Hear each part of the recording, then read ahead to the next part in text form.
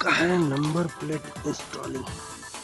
देख पा रहे हैं यहाँ पे एक पेड़ है, एक यहाँ पे थोड़ा सा और एक यहाँ फाइबर में देख यहाँ देख पा रहे हैं छोटा सा छेद आप लोग, और एक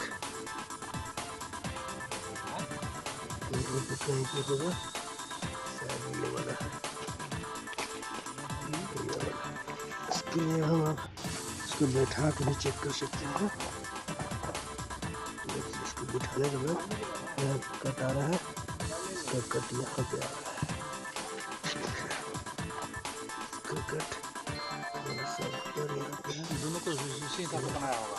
हाँ सब इसको सेट करने के बाद नंबर प्लेट भी सेट हो जाएगा। तो इस तरीके से नंबर प्लेट इस तरीके से।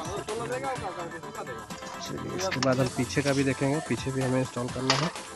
जीप कंपनी के बाद कंपास,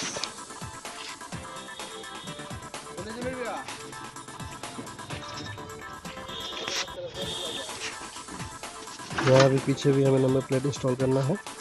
इसके लिए तो आप देख पा रहे हैं यहाँ पे रबड़ का ऑलरेडी दिया हुआ है, इसमें बोल्ट लगेगा और यहाँ पे स्टिकर से टाइट होगा।